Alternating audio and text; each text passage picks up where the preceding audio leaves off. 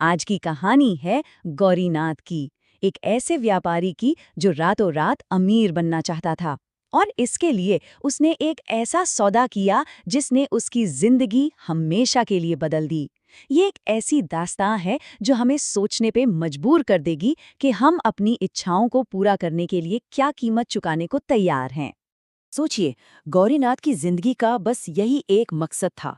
हर फैसला, हर काम बस इसी एक धुन के लिए।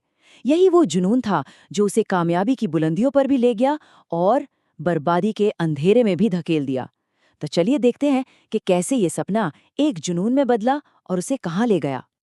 तो कहानी शुरू होती है गौरीनाथ से, जो एक बहुत ही साधारण सा प्याज बेचने वाला व्यापारी था। लेकिन उसके सपने बिल्कुल साधारण नहीं थे। गरीबी की वजह से उसके रिश्तेदार उसे कोई भाव नहीं देते थे और बस इसी बात की चुभन थी उसे। उसका बस एक ही सपना था, इतना अमीर बनना कि यही रिश्तेदार उसके आगे पीछे घूमे। तो हुआ ये कि एक रात बारिश के बाद घर जल्दी पहुंचने के चक्कर में गौरीनाथ ने एक, कहते हैं ना, भूतिया जंगल का शॉर्टकट ले लिया। और तभी उसे कब्रिस्तान से किसी के रोने की ऐसी दर्दनाक आवाज आई कि रूह कांप जाए। जब उसने गौर से देखा तो एक पेड़ पर एक बूढ़ा भूत बैठा बुरी तरह रो रहा था। अब देखिए, ये कोई ऐसा वैसा भूत नहीं था। ये आत्मा थी रुद्रधर्म नाम के एक बहुत अमीर आदमी की। लेकिन किस्मत का खेल देखिए, उसका कोई वारिस नहीं बचा था। तीर्थ यात्रा पर जाते हुए एक नाव हादसे में उसका पूरा परिवार खत्म हो गया था और वो अकेला ही इस दुनिया से चला गया। तो अब सवाल ये है कि रुद्रधर्म भूत बना क्यों? वजह थी एक अधूरी रस्म, पिंडदान। देखिए, हिंदू धर्म में ये एक बहुत जरूरी रस्म होती है ताकि मरने वाले की आत्मा को शांति मिल सके, मोक्ष मिल सके।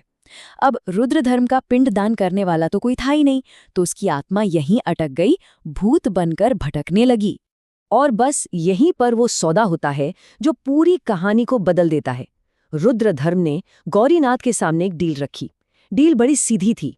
तुम मुझे अपना पिता मानो, हर साल मेरा पिंडदान करो और बदले में मेरी सारी दौलत, सारी जायदाद सब तुम्हारी, और मैं जिंदगी भर एक मजदूर की तरह तुम्हारे खेतों में काम करूंगा। अब लालच में डूबा इंसान ऐसे मौके कहाँ छोड़ता है? गौरीनाथ के लिए तो ये मानो अलादीन का चिराग मिल गया हो। वो फौरन तैयार हो गया। और फिर क्या था? वो भूत एक मजदूर की तरह दिन रात उसके खेतों में काम करता। रातों रात फसलें तैयार हो जाती। गौरीनाथ देखते ही देखते इतना अमीर हो गया कि उसने अपने उन सभी रिश्तेदारों को अपने घर बुला लिया जिनके ताने सुन सुनकर वो बड़ा हुआ था। सपना सच हो चुका था। लेकिन कहते हैं ना, पैसा अपने साथ लालच भी लाता है। गौरीनाथ की कहानी में भी यही हुआ।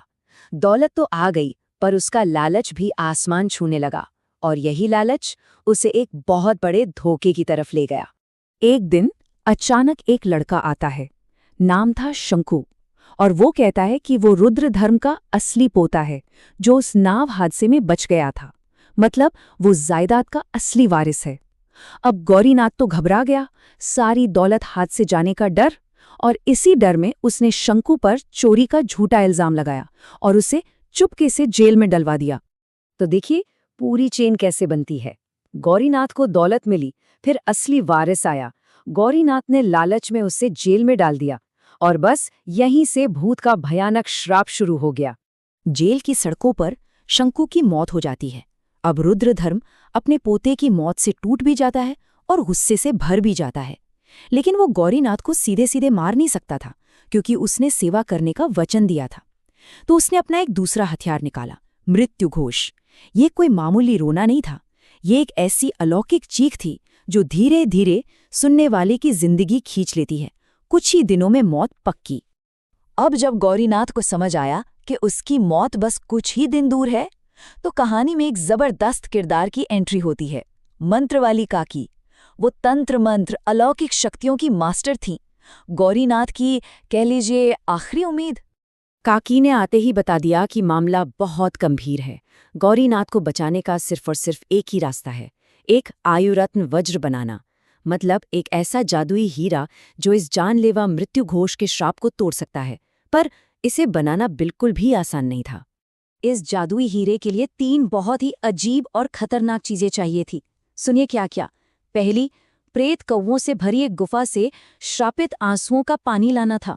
दूसरी, एक राक्षस पेड़ के बिल्कुल बीच की लाल लकड़ी काटनी थी, और तीसरी, एक राक्षसी मछली के सिर के अंदर से एक जादुई मणि निकालनी थी। मतलब तीनों ही काम जान हथेली पर रखकर करने वाले थे। काकी और उनके शिष्यों ने जैसे तैसे ये तीनों चीजें हासिल कर लीं। रात भर पूजा पाठ तंत्र मंत्र चला और वो जान बचाने वाला हीरा आयुरत्न वज्र बनकर तैयार हो गया। लेकिन जब सुबह हुई तो सब हैरान रह गए। वो हीरा अपनी जगह से गायब था। तो अब सबसे बड़ा सवाल, हीरा चुराया किसने? घर पर कड़ा पहरा था, बाहर से कोई आ नहीं सकता था। मतलब साफ था, चोर घर के अंदर ही था। उन्हीं रिश्तेदारों में से कोई एक, जिनके लिए गौरीनाथ ने ये सब किया था। चोर को पकड़ने के लिए अब मंत्र वाली काकी ने एक कमाल का जाल बिछाया। उन्होंने एक व्यापारी के साथ मिलकर एक नाटक रचा कि एक सोने का सिक्का चोरी हो गया है, और फिर उन्होंने एक सुनहरा भूत बुलाया जिसकी खासियत ये थी कि वो किसी के भी शरीर के अंदर छुपा सोना खींचकर बाहर निकाल सकता था। और हुआ भी वही। उस सुनहरे भूत ने एक रिश्तेदार के शरीर से वो सोने का सिक्का खींच निकाला। ये देखती वहां मौजूद सारे रिश्तेदारों के होश उड़ गए। सब डर से कांपने लगे। तभी काकी ने अपनी असली चाल चली। उन्होंने ऐलान किया कि अब वो चोरी हुआ हीरा ढूंढने के लिए एक और भी खतरनाक और बेरहम हीरा भूत बुलाने जा रही हैं। बस हीरा भूत का नाम सुनना था कि एक औरत की हिम्मत जवाब दे गई। वो काकी के पैरों पर गिर पड़ी, रोने गिड़गिड़ाने लगी और चुपके से हीरा वापस रख दिया। और ये कौन थी? ये वही रिश्तेदार थी जिस पर गौरीनाथ को सबसे ज्यादा भरोसा था। लेकिन रुकिए, कहानी का सबसे बड़ा ट्विस्ट तो अभी बाकी था। काकी ने बताया कि जिस शंकु को गौरीनाथ ने जेल में सड़ा दिया, वो रुद्रधर्म का असली पोता था ही नहीं। वो तो एक धोखेबाज था जिसे इसी चोर रिश्तेदार ने भेजा था। इनका प्लान तो शुरू से ही गौरीनाथ की सारी दौलत हड़पने का था। रुद्रधर्म का असली परिवार तो उस हादसे में ही खत्म हो गया था। जैसे ही ये सच सामने आया, रुद्रधर्म के भूत का सारा गुस्सा शांत हो गया। क्यों? क्योंकि अब उसे समझ आ गया कि गौरीनाथ का बेटा ही उसका असली वारिस है। श्राप टूट गया, गौरीनाथ की जान बच गई। गौरीनाथ को एक बहुत कड़वा लेकिन बहुत जरूरी सबक मिला। उसने उन सारे मतलबी रिश्तेदारों को घर से बाहर निकाल दिया। उसे समझ आ गया कि जिन लोगों को खुश करने के लिए उसने इतना कुछ किया, वो कभी उसके थे ही नहीं। तो ये कहानी आखिर में हमें एक बहुत बड़े सवाल के साथ छोड़ जाती है। क्या दौलत वाकई रिश्तों से बढ़कर है? गौरीनाथ ने जिन रिश्तों को दौलत से खरीदने की कोशिश की, वो सब नकली निकले। तो क्या दौलत उन असली रिश्तों की जगह ले सकती है जिन्हें